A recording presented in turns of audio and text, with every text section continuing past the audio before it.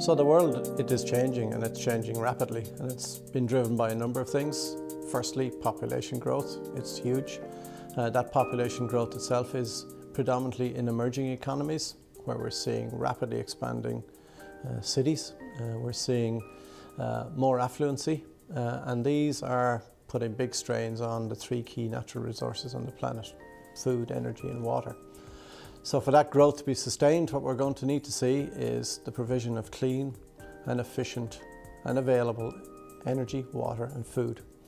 And to do that, you're going to need the infrastructure in place to do that. And that's the investment opportunity from a KBI perspective.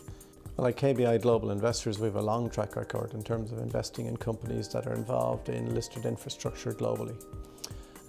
We have a fully resourced team, a team that's very diverse. We have teams that are investing in infrastructure in water. We have teams that are investing in infrastructure in terms of energy and also in terms of the agribusiness area. The lead portfolio manager is Colin O'Connor. He works very closely with myself as CIO, and we will be building off the resources of that team in terms of building out a portfolio. We are a specialist manager, we have specialist experience, and we're listing about 180 stocks globally that we're investing in. So it's a really exciting opportunity that it's our bread and butter. It's what we've done for close to 20 years.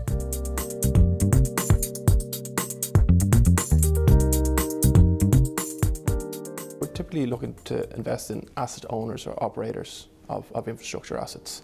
And the characteristics around those type of companies will be that they generate strong free cash flow, predictable, stable earnings, operating within stable regulatory environments. Within energy, it's clean energy utilities, grid operators, and a new asset class.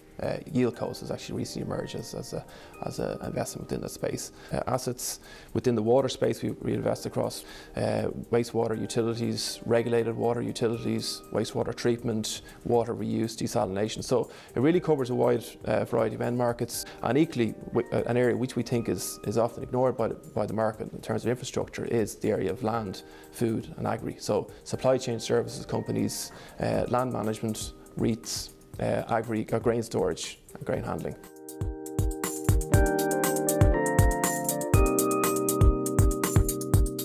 A good example of a company that meets our criteria would be a clean energy utility who typically has zero power price exposure.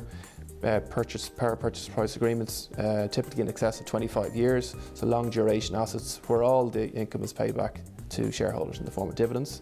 Another good example would be a regulated water utility operating within a very safe, stable regulatory environment, which is able to pass through price increases through their regulated model. And a third example would be a land management company who leases farmland in North America over a 20-25 year duration and has paid a fixed amount of revenue for the land which it leases and pays a monthly dividend. And to underpin all this, one of the great things is if you look at where future investment spending is going to be, it's actually in the areas that we're talking about, the areas that we have expertise in and the areas where people are completely and utterly underinvested in. So that's the excitement.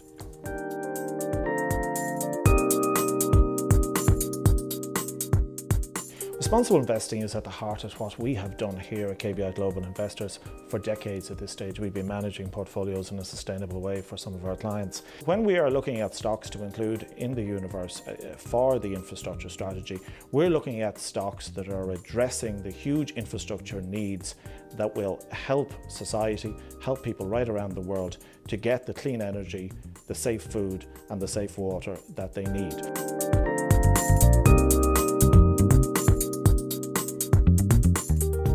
Many investors will naturally gravitate towards the private infrastructure area, and we'd really highlight that there's advantages to be had in terms of investing in the public infrastructure area.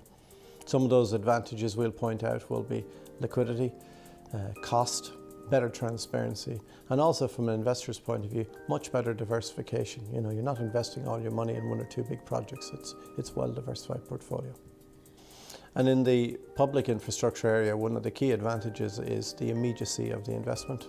We can invest your money straight away, and increasingly we're meeting people who are invested in the private area who are frustrated that their money has not been invested because of lack of available investment projects, and so they're mounting up costs and they're mounting up cash.